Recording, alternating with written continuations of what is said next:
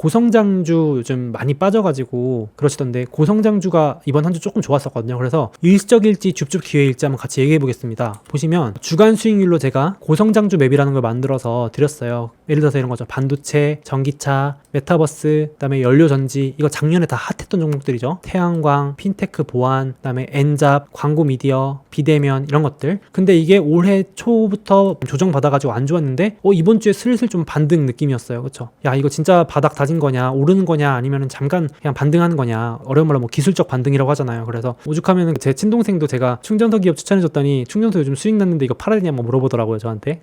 제가 알아서 대응하라 그랬는데, 아무튼 태양광도 좋았고, 핀테크 보안도 좋았고, 비대면 오죽하면 그 많이 빠지던 뭐 줌, 펠로톤, 도큐사인들이 뭐 회복하더라고요. 아마존도 오르고, 성장주 조금 오르고, 그쵸? 근데 그래도 아직 고점 대비 보시면 엄청 많이 빠져 있습니다. 마음이 안 아프실 수가 없는 게, 태양광도 최고점 대비 뭐 반토막 나 있고요, 아직도. 제가 말한 충전소 기업들도 아직도 30-40% 빠져 있고, 유니티도 메타버스 수혜주라고 불렸지만 아쉽게도 지금 마이너스 43%의 마음이 아픕니다. 저도 들고 있는데 어쨌든 이렇게 돼 있고.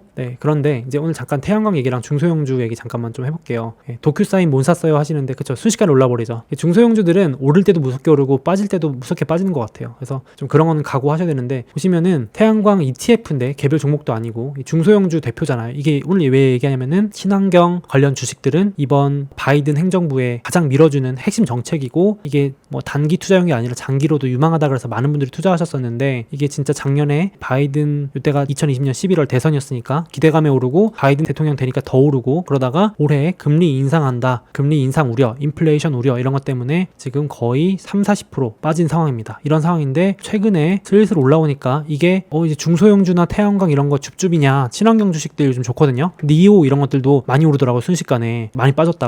그래서 야, 이거 지금 기회냐, 어떻게 되냐, 그냥 오른 거 좀 팔아야 되냐, 이런 얘기를 하시더라고요. 일단 과열은 좀 식었어요. 맞죠? 여러분, 고점에서 30-40% 빠졌으면 일단 과열은 많이 줄어든 셈이다. 맞죠? 그럼 이게 기회냐, 이제 같이 한번 얘기를 해볼 건데, 태양광만 그런 게 아니고 뭐 친환경도 다 똑같고, 중소형주, 혁신주, 작년에 많이 올랐던 성장주 다 비슷한 상황입니다. 근데 어제자 기사가 나왔는데, 여러분, 제가 이런 기사 좋아하거든요. 개인적인 성향인데, 그림자 드리운 태양광, 이런 기사가 대문짝만하게 났더라고요. 제가 그래서 약간 저는 이렇게 부정적인 기사 보면 꼭 캡처해놔요. 나중에 보려고 제가 노트에 꼭 캡처해놓는데요. 불확실성 커져 이러면 저는 이제 한번 뭐지? 한번 들어가 보거든요. 이제 반대로 기회로 한번 생각해보자, 이런 생각을 항상 마음을 가지고 이제 보는데, 보시면 조 바이든 미국 행정부의 친환경 정책 수혜주로 꼽히던 태양광 관련 기업 주가가 연초 이후 맥을 못 추고 있다. 태양광 관련주를 담은 앞서 보여드린 거죠. TAN 인베스코 솔라 ETF 주가는 고점 대비 37%나 하락했다. 근데 다른 분야보다도 유독 태양광 관련주의 낙폭이 크다. 그러면서 배경에는 워낙 많이 들으신 공급망 불안의 문제가 있다. 막 반도체 공급처럼 지금 태양광도 공급에 문제가 있대요. 그래서 요 얘기 잠깐만 해보려고 하는데, 미국 앞으로 새로 추가하는 전력의 절반은 태양광으로 짓겠다. 지금 고작 3%에 그쳤던 태양광 발전 비중을 이제 2050년까지 20%로 확대하겠다. 전기차로 치면 아직 아무도 안 쓰는 전기차를 앞으로 엄청나게 확대하겠다. 이런 정책을 밀어주는 건 많이 들으셔서 아실 거잖아요. 이제 이건 바이든 행정부가 아니라 지금 뭐 전 세계적으로 신재생, 친환경 에너지를 밀어주는 분위기고, 이거는 뭐 대통령이 바뀌어도 쉽게 바뀌기 어려운 정책 아닌가 해서 많이들 투자하시고 관심 가질 텐데,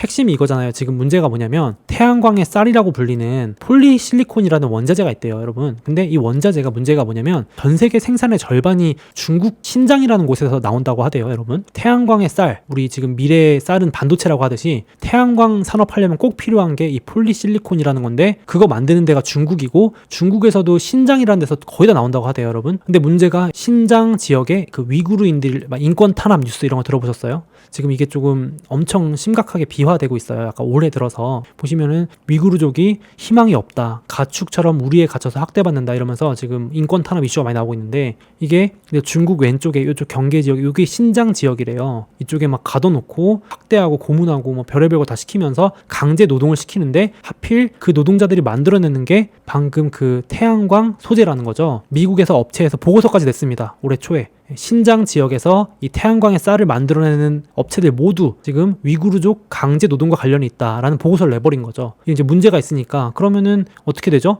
신장 지역에서 만드는 이 태양광 재료를 쓰지 말자라고 지금 이제 분위기가 나오고 있는 거죠. 이제 그 중국 신장에서 만드는 태양광 제품, 이거 수입 규제하자, 이거 인권 탄압해서 강제 노동시키는 건데 이런 쪽 제품을 쓰면 되냐 안 되냐, 이렇게 하는 거죠. 그러니까 아직 논의 중입니다. 근데 어쨌든 이런 우려가 껴있다. 지금 태양광이 왜 떨어지냐, 왜 안 오르냐, 이런 것들 이걸 알고 투자하면 오히려 좋다는 거죠. 그래서 EU와 영국, 유럽에서도 비슷한 논의가 진행되고 있다. 이제 제재가 현실화된다면 만약에 중국 거 안 쓴다 그러면은 아니 중국 태양광 기업 투자 안 하면 되는 거 아니에요 하시는데 어차피 미국에 있는 태양광 기업들도 전부 다 중국산 폴리실리콘을 사용할 수밖에 없다는 거죠. 그래서 지금 다 이제 같이 박살나고 있는 경향이 큰 거죠. 중국이 이렇게 되면 한국에 좋은 건가? 맞아요. 그래서 반사이익으로 한국의 태양광 제조업체인 태양광 대표업체인 OCI는 주가가 지금 오르고 있어요. 예, 반대로 요런 이슈 때문에 폭락하고 있다. 많이 분위기가 안 좋았다. 그래서 태양광의 쌀이라고 불리는 이 폴리실리콘이 이제 공급이 부족하다. 무슨 말이냐면은 신장 지역에서 생산 못하게 하니까 그쪽 거 안 쓴다고 하니까 이런 우려 때문에 지금 한 달 만에 가격이 막 치솟고 있습니다. 그래서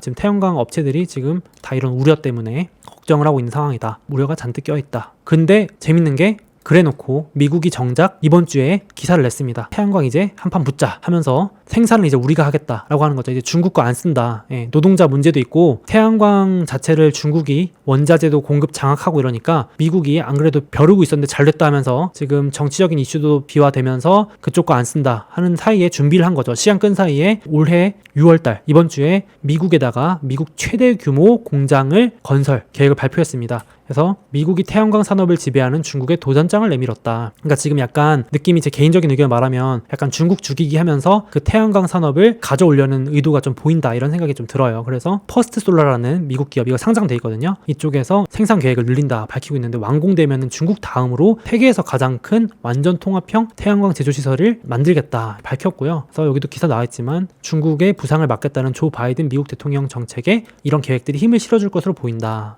태양광 분야에서도 지금 미중 전쟁이 사실상 시작되고 있다.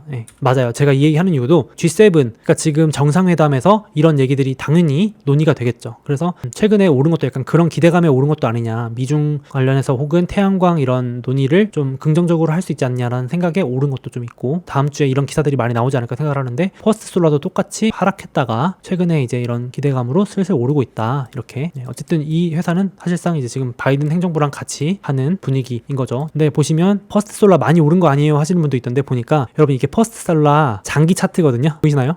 퍼스트솔라가 금융위기 이후에 장기간 횡보했어요. 2016년에 적자, 그러니까 태양광이 여태까지 실제로 수익을 못 냈기 때문에 적자였다가 잠깐 흑자였다가 적자였다가 다시 작년에 흑자였다가 이런 식으로 하면서 지금 기대가 어떠냐면 이제 본격적으로 흑자가 될 것 같다 하니까 이제 기대감이 오르는데 사실 지금 길게 봤을 때 태양광은 진짜 오른 거는 크게 보면 없다고 볼 수 있겠죠. 횡보만 10년인데 하시는데요.